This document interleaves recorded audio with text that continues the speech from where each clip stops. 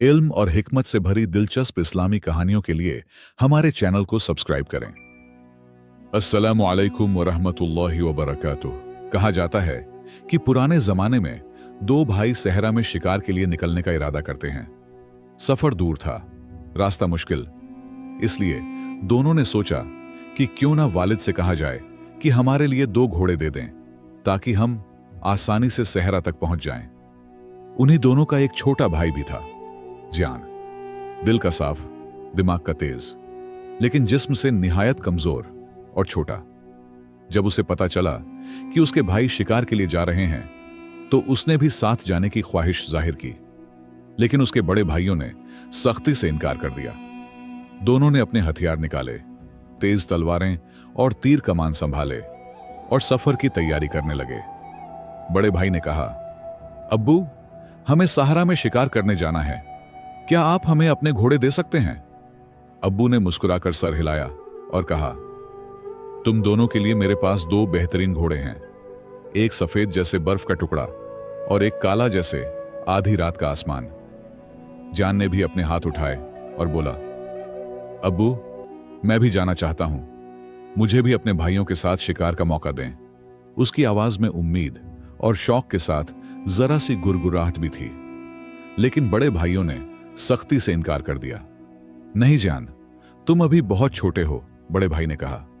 सहरा बहुत खतरनाक जगह है, वहां तूफान उठते हैं, पानी की कमी होती है और जानवर भी होते हैं। तुम घर पर रहो, किताबें पढ़ो, यही तुम्हारे लिए ज्यादा मुनासिब है। दरमियानी भाई ने इजाफा किया। उसकी आंखों में हिकारत की चमक थी, लेकिन जान जिद्दी था। मैं भी आपके साथ जाऊंगा, मैं कमजोर नहीं हूं, मैं भी आप जैसा बहादुर हूं। वह अपने पैर जमीन पर मारता हुआ बोला। उसकी आंखें नम हो गईं, लेकिन वह आंसू रोकने की कोशिश कर रहा था। अब्बू ने जान को गौर से देखा और फिर मुस्कुरा दिए। मेरे बेटे, अगर तुम वाकई जाना चाहते हो तो मैं तुम्हें रोकूंगा नहीं। तुम्हारे लिए मेरे पास घोड़ा नहीं है, लेकिन एक छोटा सा गधा है जो तुम्हें ले जा सकता है। वह तेज नहीं है, लेकिन वफादार और मजबूत है।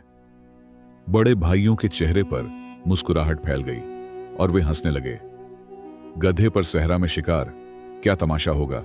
गधे पर सवार होकर तुम ऐसे लगोगे जैसे कोई मजाहिया मंजर, बड़े भाई ने कहा। तुम हमारी रफ्तार से कभी नहीं चल पाओगे और फिर खुद ही सहरा में खो जाओगे, दरमियानी भाई ने भी कहा। अब्बू ने हाथ उठाकर दोनों को खामोश किया। जान तुम्हारा छोटा भाई है, उसे इज्जत दो, क्योंकि खुदा ने हर इंसान को कुछ खास खूबियां दी हैं। अगली सुबह तीनों भाई अपने सफर पर रवाना हुए। बड़ा भाई सफेद घोड़े पर, दरमियानी भाई काले घोड़े पर और जान अपने छोटे से भूरे गधे पर सवार था। उसके चेहरे पर पक्का और मजबूत इरादा था। सूरज निकलते ही वह सहरा की तरफ बढ़ने लगे। न जाने आगे उनके लिए क्या इंतजार कर रहा था। सहरा का फैला हुआ रेतीला मैदान अजीब सी खामोशी लिए हुए था। सूरज आसमान के बीचों बीच चमक रहा था और उसकी तपती किरणें रेत को जला रही थीं। तीनों भाइयों का काफिला धीरे धीरे सहरा के अंदर बढ़ता जा रहा था। बड़े भाइयों के घोड़े तेजी से आगे निकल चुके थे। जान का छोटा गधा अपनी रफ्तार से चल रहा था, लेकिन घोड़ों के मुकाबले वह पीछे रह गया था। अरे भाइयों, मेरा इंतजार करो, जान ने आवाज दी, मगर हवा के शोर में उसकी आवाज दब गई। बड़े भाई कभी कभार पीछे देखकर मुस्कुरा देते, लेकिन रफ्तार कम नहीं करते। दोपहर बीत गई और शाम ढलने लगी। आफताब की लालिमा ने सहरा को आग का समंदर बना दिया था।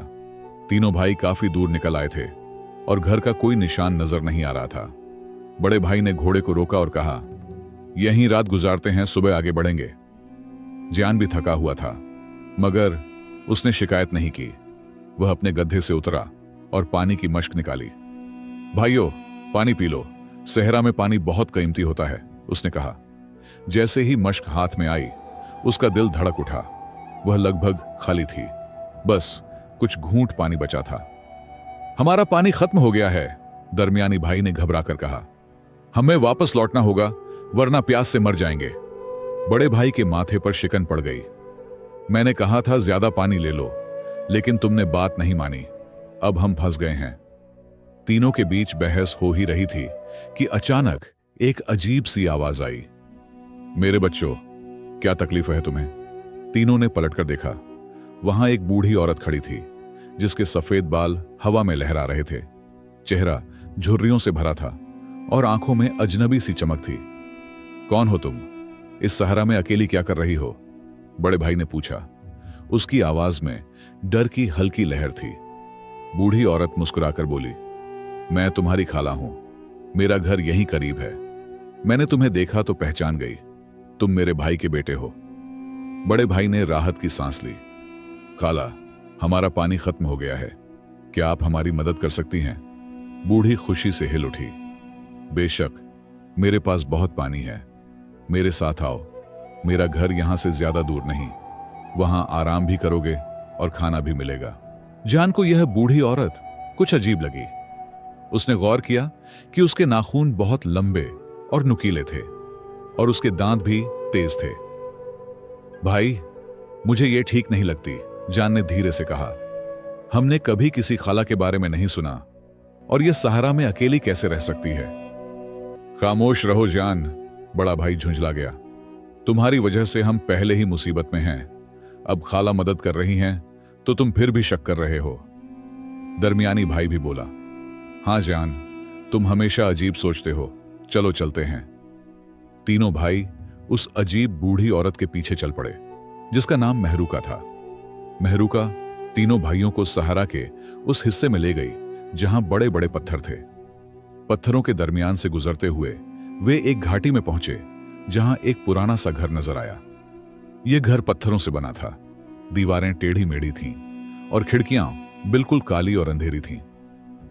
यह मेरा घर है बच्चों, अंदर आ जाओ, आराम करो, मेहरूका ने कहा। जान ने गौर किया कि जैसे जैसे वे घर के करीब पहुंचे, मेहरूका की आवाज बदलने लगी। पहले मीठी थी, अब कांटों जैसी खुरदड़ी हो गई थी।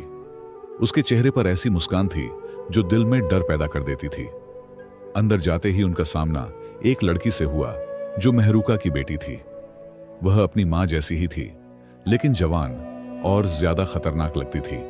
उसके बाल स्याह और उलझे हुए थे, आंखें चमक रही थीं और उसके हाथों में लंबे नुकीले नाखून थे। अम्मी, क्या लाई हो? उसने पूछा। ये मेरे भतीजे हैं बेटी, आज की रात हमारे मेहमान हैं, मेहरूका ने जवाब दिया। घर के अंदर का माहौल ठंडा और अंधेरा था। दीवारों पर अजीब निशान थे, जैसे किसी ने नाखूनों से खरोचा हो। एक कोने में बड़ी हड्डियों का ढेर पड़ा था। जान को वे इंसानी हड्डियां लगीं। मेहरूका उन्हें एक कमरे में बिठाकर खाने की तैयारी करने चली गई। बड़े भाई ने सुकून की सांस ली। देखा जान, तुम कितने गलत थे। खाला कितनी मेहरबान है, हमें पनाह दी और अब खाना भी बना रही हैं। दरमियानी भाई भी मुस्कुरा दिया। हमेशा शक मत किया करो जान। जान खामोश रहा, लेकिन उसकी आंखें हर तरफ घूम रही थीं। उस कमरे में भी कुछ अजीब था। एक तरफ मिट्टी के कई बर्तन रखे थे, कुछ में सूखी जड़ी बूटियां थीं, कुछ में अजीब रंग का माया जैसा द्रव। क्या यह सच में उनकी खाला थी या कुछ और? थोड़ी देर बाद मेहरूका एक बड़ी थाली लेकर आई जिसमें गोश्त का सालन था, साथ में ताजा बनी रोटियां थीं। खाओ बच्चों, ताकत आएगी। सहरा में चलने के लिए ताकत चाहिए, मेहरूका ने कहा। उसकी आंखों में अजीब सी चमक थी। बड़े भाई ने तुरंत खाना शुरू कर दिया, लेकिन जान ने बस थोड़ा सा छक कर देखा। गोश्त का जायका अजीब था, ऐसा स्वाद जिसे उसने कभी नहीं छका था। उसके दिल में ख्याल आया, क्या यह इंसानी गोश्त है? उसका दिल जोर से धड़कने लगा, लेकिन उसने अपने डर को छुपा लिया। रात हो गई और मेहरूका ने उन्हें सोने के लिए एक कमरा दिया। यहां आराम से सो जाओ, सुबह मैं तुम्हें घर पहुंचा दूंगी, उसने कहा। तीनों भाई लेट गए। बड़े भाइयों को नींद आ गई, लेकिन जान जागता रहा। उसके दिल में शक के बादल मंडरा रहे थे। आधी रात हो चुकी थी, सब गहरी नींद में थे, सिर्फ जान जाग रहा था। अचानक बाहर से कुछ आवाजें आईं, जैसे कोई बातें कर रहा हो। वह धीरे से उठकर दरवाजे के पास गया और कान लगा दिए। मेहरूका अपनी बेटी से बात कर रही थी और जो उसने सुना उससे उसकी रूह कांप उठी। मेहरूका की आवाज घरघराहट से भर गई। मैं इनकी खाला नहीं हूं बेटी, ये तीनों भाई मेरा अगला शिकार हैं, सुबह होते ही मैं इन्हें खा जाऊंगी। उसके बाद वह ऐसे हंसी कि जान की रूह कांप गई। जान के हाथ पांव फूल गए। दिल इतनी तेजी से धड़क रहा था कि लगा अभी सीने से बाहर निकल जाएगा। वह भागकर अपने भाइयों के पास आया और उन्हें झकझोर कर जगाया। भाइयों उठो, हमें भागना होगा, वो गौल है, इंसान खाने वाली, वह घबराहट में बोला। बड़ा भाई चिढ़कर उठा। क्या बकवास कर रहे हो जान? तुम्हारे इन बेवकूफाना वहमों की वजह से नींद भी नहीं आती। खाला हमें आराम दे रही है और तुम अभी भी उन्हें घोल बता रहे हो। दरमियानी भाई ने भी गुस्से में सिर हिलाया। तुम सच में पागल हो गए हो जान। लेकिन मैंने खुद सुना है, वो कह रही थी कि सुबह हमें खा जाएगी, जान चीखा। मगर भाई उसकी बात को मजाक समझते रहे। शायद तुमने बुरा सपना देखा होगा, बड़े भाई ने कहा और फिर लेटकर सो गया। दरमियानी भाई भी वापस सो गया। जान रात भर जागता रहा। वह सोचता रहा कि कैसे अपने भाइयों को बचाए, कैसे इस खतरनाक घर से निकले। उसने हर संभव रास्ता सोचा, लेकिन हर तरफ खतरा ही नजर आता था। उसे सुबह की रोशनी का इंतजार था, शायद कोई रास्ता नजर आ जाए। सुबह हुई तो मेहरुका ने उन्हें नाश्ते पर बुलाया। वह मीठी मुस्कान लिए बोली, कैसी नींद आई बच्चों? आज तुम लोग फिर शिकार पर जाना चाहते हो? उसकी आवाज इतनी मिठास भरी थी कि बड़े भाई धोखा खा गए, लेकिन जान जानता था कि यह सिर्फ दिखावा है। उस दिन जान ने भाइयों से कहा, आज रात हम सब जागेंगे ताकि तुम भी वो सुनो जो मैंने सुना था। उसके लहजे की गंभीरता ऐसी थी कि भाइयों ने मान लिया। रात को तीनों ने सोने का नाटक किया, लेकिन असल में वे जाग रहे थे। आधी रात को वही डरावनी आवाज फिर सुनाई दी। मेहरुका कह रही थी, आज इनकी आखिरी रात है, सुबह होते ही मैं तीनों को पकाकर खा जाऊंगी, उनकी हड्डियां बाकियों के ढेर में डाल दूंगी। बड़े भाइयों ने साफ सुना और उनके चेहरे पर डर की रेखाएं उभर आईं। खुदा की पनाह जान, तुम सच कह रहे थे, बड़े भाई ने कांपते हुए कहा। हमें यहां से भागना होगा, लेकिन कैसे? दरमियानी भाई भी डर से थरथरा रहा था। जान ने गहरी सांस ली। अब उसे ही अपने भाइयों को बचाना था। मुझे एक योजना सूझी है, जान ने धीरे से कहा। कल सुबह हम उससे कहेंगे कि हम शिकार पर जाना चाहते हैं। उसे लगेगा कि हम वापस आएंगे, लेकिन हम सहारा की तरफ भाग जाएंगे। तीनों भाई इस योजना पर राजी हो गए और सुबह होने का इंतजार करने लगे। सुबह होते ही तीनों भाई जल्द उठ गए। जान ने अपने भाइयों से कहा कि आम से रहो ताकि मेहरुका को शक न हो। वे हल्की मुस्कान के साथ कमरे से बाहर निकले और मेहरुका से मिले। बड़े भाई ने कहा कि खाला, हम आपके एहसानमंद हैं, लेकिन अब हम शिकार पर जाना चाहते हैं और शाम तक वापस आ जाएंगे। मेहरुका की आंखों में एक अजीब सी चमक आई। उसने तीनों को ऐसे घूरा जैसे उनके दिलों में झांक रही हो। वह बोली, शिकार? अच्छा ख्याल है, लेकिन तुम्हें वापस आना होगा। मैंने तुम लोगों के लिए खास खाना तैयार करना है। उसकी हंसी में कुछ ऐसा था जिसने जान के दिल को छू लिया। मेहरुका ने कहा कि शायद तुम रास्ता भूल जाओ, मैं तुम्हारी मदद कर देती हूं। उसने एक संदूक खोला और उसमें से 3 छोटी घंटियां निकाली। बोली कि ये लो, इन्हें अपने गले में बांध लो। अगर तुम रास्ता भटक गए तो मैं घंटी की आवाज सुनकर तुम्हें ढूंढ लूंगी। जान का दिल बैठ गया, क्योंकि उसे एहसास हो गया कि ये उनके भागने का रास्ता रोकने की चाल है। बड़ा भाई कुछ बोलने ही वाला था कि जान ने उसे आंख मारी। जान ने खुश होते हुए कहा कि बहुत अच्छा ख्याल है खाला, आप कितनी मेहरबान हैं। उसने घंटी अपने गले में बांधी और भाइयों ने भी वैसा ही किया। मेहरुका उन्हें घर के बाहर तक छोड़ने आई और कड़ी हिदायत दी कि शाम तक लौट आना। थोड़ा आगे निकलते ही जान ने भाइयों से कहा कि तुम दोनों आगे बढ़ो, मैं एक योजना सोच रहा हूं।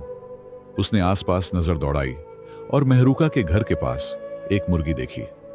जान ने कहा कि मेरी योजना यह है कि हम अपनी घंटियां इस मुर्गी के गले में बांध देंगे, फिर उसके आसपास दाने बिखेर देंगे। जब मुर्गी दाने चुगेगी और इधर उधर दौड़ेगी तो घंटियां बजती रहेंगी। मेहरुका को लगेगा कि हम यहीं आसपास। जान ने कहा कि जल्दी करो, भागो। तीनों अपने जानवरों पर सवार हुए और सहरा की तरफ निकल पड़े। बड़े भाई का सफेद घोड़ा और दूसरे भाई का काला घोड़ा तेजी से दौड़ने लगे और जल्दी दूर निकल गए। जान का छोटा गधा पीछे रह गया, लेकिन जितनी तेजी से हो सकता था दौड़ रहा था। कुछ देर बाद मेहरुका को शक हुआ क्योंकि घंटियां एक ही जगह से बज रही थीं। वह बाहर आई और देखा कि घंटियां तो मुर्गी के गले में बंधी हैं। वह चीख उठी कि हाय, मैं बेवकूफ बन गई। उसने अपनी बेटी को आवाज दी कि जल्दी आओ, वो भाग रहे हैं। मेहरुका और उसकी बेटी सहरा में दौड़ पड़ी और वे आम इंसानों से कहीं ज्यादा तेज दौड़ रही थी। जान ने पीछे मुड़कर देखा और डर से उसका दिल तेज धड़कने लगा, क्योंकि मेहरुका तूफान की तरह उनकी तरफ बढ़ रही थी। बड़े भाई दूर निकल चुके थे, लेकिन जान का छोटा गदहा बहुत धीमा था। जान ने अपने गधे को जितना हो सके उतना तेज दौड़ाया, लेकिन मेहरुका उस तक पहुंच गई। उसके चेहरे पर एक खौफनाक मुस्कुराहट थी। वह बोली कि तू तो बच नहीं सकता छोटे लड़के, तेरा गोश्त बहुत लजीज होगा। उसने अपने लंबे नाखूनों से जान को पकड़ लिया और उसे जमीन पर गिरा दिया। जान को पकड़ते ही मेहरुका खुशी से चीखी कि मैंने एक को पकड़ लिया, बाकी दो आगे निकल गए, लेकिन कोई बात नहीं, एक तो हमारे पास है। जान अपने भाइयों को देखता रहा, जो अब दूर सहरा में दो छोटे से नुक्तों की तरह रह गए थे। मेहरुका जान को अपने घर वापस लाई और उसे एक बड़े झीर यानी मिट्टी के मटके में बंद कर दिया। उसने अपनी बेटी से कहा कि मैं अपनी बहनों को बुलाकर लाती हूं, फिर हम मिलकर इसका लजीज गोश्त खाएंगे। उसने हिदायत दी कि बेटी इस मटके की अच्छी हिफाजत करना, कहीं ये भाग न जाए। मेहरुका अपनी बहनों को बुलाने फिर से सहरा की तरफ निकल गई। जान मटके के अंदर अंधेरे में बैठा था और उसका दिल जोर से धड़क रहा था। उसे अपने अब्बू की बात याद आई कि बेटा, ताकत हमेशा जिस्म में नहीं होती, दिमाग में भी होती है। उसने सोचा कि मुझे दिमाग इस्तेमाल करना होगा। जान ने मटके की तरफ से बाहर झांका। मेहरुका की बेटी वहीं बैठी थी और उसकी नजर मटके पर जमी हुई थी। जान ने आवाज लगाई कि तुम्हारा नाम क्या है? लड़की चौंक गई और बोली कि तुम क्यों पूछ रहे हो? जान ने कहा कि मैं अपने आखिरी लम्हों में किसी का नाम जान लेना चाहता हूं। लड़की ने कहा कि मेरा नाम शमीला है। जान ने धीरे से एक खूबसूरत सा गाना गाना शुरू कर दिया। उसकी आवाज में अजीब सा जादू था। शमीला उस गाने में खो गई। वह बोली कि तुम्हारी आवाज कितनी प्यारी है। जान मुस्कुराया और उसे महसूस हुआ कि उसका पहला कदम कामयाब हो गया है। जान ने कहा कि अगर तुम मटके का ढक्कन हटा दो तो मेरी आवाज और भी अच्छी लगेगी। शमीला ने थोड़ा सोचा और ढक्कन हटा दिया। जान गाना गाता रहा और उसकी आवाज अब साफ और दिल को छू लेने वाली हो गई। शमीला को गाना इतना पसंद आया कि वह झूमने लगी। जान ने कहा कि अगर तुम मुझे बाहर आने दो तो मैं तुम्हें एक और खास गाना सुनाऊंगा जो सिर्फ मैं जानता हूं। शमीला को लालच आ गया और वह बोली कि अगर मैंने तुम्हें बाहर आने दिया तो तुम भाग जाओगे। जान ने कहा कि मैं वादा करता हूं, मैं नहीं भागूंगा। शमीला ने उसे बाहर आने दिया और जान ने एक और खूबसूरत गाना सुनाया। फिर उसने कहा कि मेरे पास एक जादुई गाना है जो अगर किसी बंद जगह में सुना जाए तो उसका असर कई गुना बढ़ जाता है। तुम इस मटके में जाओ, मैं तुम्हें वो जादुई गाना सुनाता हूं। शमीला इतनी बेवकूफ थी कि जान की बात पर यकीन कर बैठी। वह मटके में घुस गई और जान ने फौरन ढक्कन बंद कर दिया। उसने ढक्कन पर भारी पत्थर रख दिया ताकि वो खुल न सके। शमीला चीखी कि तुमने मुझे धोखा दिया, लेकिन अब देर हो चुकी थी। जान ने घर का दरवाजा बाहर से बंद किया और अपने गधे पर सवार होकर भाग गया। जान अपने छोटे गधे पर सवार पूरी रात सहरा में भागता रहा। उसे रास्ते का कोई निशान नहीं था, लेकिन आसमान में तारों को देखकर उसने दिशा का अंदाजा लगाया। सुबह होते ही उसे दूर अपना गांव दिखा। थका हुआ, भूखा प्यासा, लेकिन जिंदा, वह आखिर घर पहुंच गया। घर में दाखिल होते ही उसके भाई हैरत से उछल पड़े। उन्हें यकीन ही नहीं आ रहा था कि जान जिंदा लौट आया है। बड़े भाई ने पुकारा कि जान, तुम जिंदा हो। उसकी आवाज में हैरत भी थी और शर्म भी। दूसरा भाई कहीं छुप गया। वह जान का सामना करने में शर्मा रहा था। अब्बू ने जान को गले लगा लिया और बोले कि बेटा, तुम वापस आ गए। मुझे तुम्हारी बहुत फिक्र थी। तुम्हारे भाई तो कल रात लौट आए थे, लेकिन तुम नहीं थे। जान ने पूरी कहानी सुना दी। से उसने उसकी बेटी को चकमा देकर जान बचाई, लेकिन उसके बड़े भाइयों को अभी भी यकीन नहीं हो रहा था। बड़े भाई ने कहा कि तुम हमेशा से कहानियां बनाते आए हो जान। दूसरे भाई ने तंज किया कि शायद तुम किसी और रास्ते से लौट आए हो या बूढ़ी औरत ने छोड़ दिया होगा। जान को गुस्सा आ गया और उसने कहा कि तुम लोग अभी भी नहीं मानते। तुम दोनों मुझे छोड़कर भाग गए थे। अगर मैं होशियार ना होता तो आज मेहरुका के पेट में होता। अब्बू ने उसे शांत किया और कहा कि बेटा, कुछ चीजें ऐसी होती हैं जिन पर यकीन करना मुश्किल होता है। तो जान ने सोचा कि भाइयों के सामने सबूत लाना पड़ेगा। उसने उन्हें चुनौती दी कि अगर मैं मेहरुका के बाग से ताजी खजूरें लेकर आऊं तो क्या तुम यकीन करोगे? भाई हंस पड़े कि तुम पागल हो गए हो, वहां जाना मतलब मौत के मुंह में जाना। लेकिन जान अपने इरादे पर कायम रहा। अगले दिन जान फिर अपने गधे पर सवार होकर सहरा की तरफ निकल पड़ा। उसे रास्ता याद था और जल्द ही वह मेहरुका के घर के पास पहुंचा। उसने देखा कि घर के पीछे एक छोटा सा बाग है जहां खजूर के दरख्त लगे हैं। जान ने चुपचाप आगे बढ़ने की कोशिश की, लेकिन मेहरुका वहीं बाग में थी और अपनी बेटी को डांट रही थी। जान एक चट्टान के पीछे छुप गया। जब मेहरुका अंदर चली गई तो वह तुरंत बाग में घुसा, खजूरें तोड़ी और अपनी झोली में भर लीं। अचानक मेहरुका की आवाज गूंजी कि कौन है वहां। जान के दिल की धड़कन तेज हो गई। वह फौरन अपने गधे पर बैठा और तेजी से भागने लगा। मेहरुका उसके पीछे दौड़ी, लेकिन जान ने रास्ते में पत्थर और कांटे बिखेर दिए। मेहरुका उन पर फिसलकर गिर पड़ी और जख्मी हो गई। जान बच निकला। जान ताजी खजूरें लेकर घर पहुंचा और भाइयों के सामने रख दी। उसने कहा कि देखो, ये मेहरुका के बाग से लाई हुई खजूरें हैं। अब तो मान लोगे कि मैं सच कह रहा हूं। लेकिन भाई फिर भी हंस पड़े और बोले कि ये तो बाजार से खरीदी हुई लगती है, अभी भी तुम ख्याली बातें कर रहे हो। जान का सब्र जवाब दे गया और वह बोला कि मैं तुम्हें साबित करके दिखाऊंगा कि मैं सच कह रहा हूं। अगर मैं मेहरुका को पकड़कर यहां ले आऊं तो क्या तुम मानोगे? बड़े भाई हंस पड़े कि यह नामुमकिन है। अब तुम गौल को पकड़ लाओगे? जान ने एक योजना बनाई। उसने 2 बड़े थैले लिए और उन्हें मिट्टी के बर्तनों से भर दिया। फिर उसने अपनी शक्ल बदल ली, बर्तन बेचने वाले का लिबास पहना और थैलों को अपने गधे के दोनों तरफ लटका दिया। उसने भाइयों से कहा कि मैं अभी वापस आता हूं, और वह सहरा की तरफ निकल पड़ा। जान सीधा मेहरुका के घर पहुंचा और ऊंची आवाज में पुकारने लगा कि बर्तन ले लो, सस्ते बर्तन ले लो, मिट्टी के ताजा बर्तन। उसकी आवाज सुनकर मेहरुका बाहर निकली। जान को देखते ही उसकी आंखें सिकुड़ गईं, जैसे उसे लगा हो कि उसने इसे पहले कहीं देखा है। मेहरुका ने शक से पूछा कि क्या तुम वही जान तो नहीं हो? जान का दिल तेज धड़का, लेकिन उसने खुद को संभाले रखा। उसने कहा कि जान कौन है बूढ़ी औरत? मैं तो बर्तन बेचने वाला हूं। मेरा काम है बर्तन बेचकर अपने बच्चों का पेट भरना।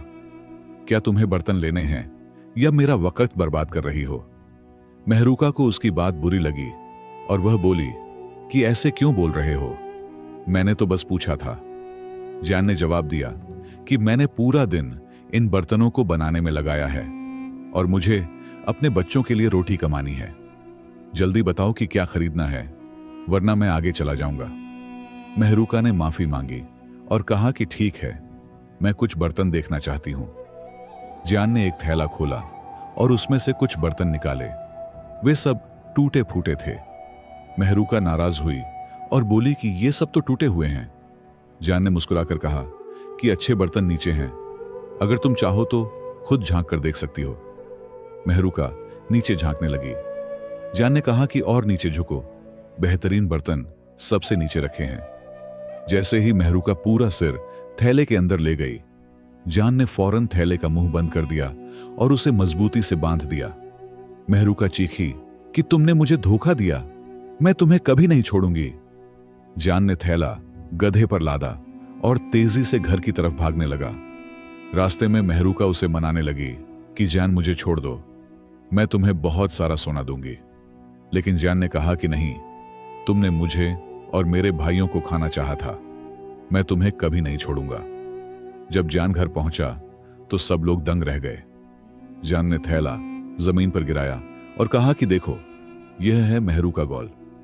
जब उसने थैला खोला तो सबने उस बूढ़ी औरत को देखा जिसे उन्होंने सहरा में देखा था। सब हैरत से देख रहे थे। बड़े भाई की आंखें शर्म से झुक गईं। उन्होंने कहा कि जान, तुम सच कह रहे थे, हमें माफ कर दो, हमने तुम्हारा साथ नहीं दिया। अब्बू ने जियान के सर पर हाथ रखा और बोले कि मेरे बेटे, तुमने साबित कर दिया कि असली ताकत दिमाग में होती है, जिस्म में नहीं। दोस्तों, अगर कहानी अच्छी लगी हो तो लाइक जरूर करना और एक प्यारा सा कमेंट भी छोड़ देना, और साथ ही ये भी जरूर बताना कि क्या ऐसी कहानियां आपको पसंद आती हैं या नहीं। अगर पसंद न भी हो तब भी अपना सच्चा फीडबैक कमेंट में जरूर लिखना। अपनी दुआओं में याद रखना। इंशाअल्लाह फिर मिलेंगे एक नई कहानी के साथ। तब तक के लिए अल्लाह हाफिज।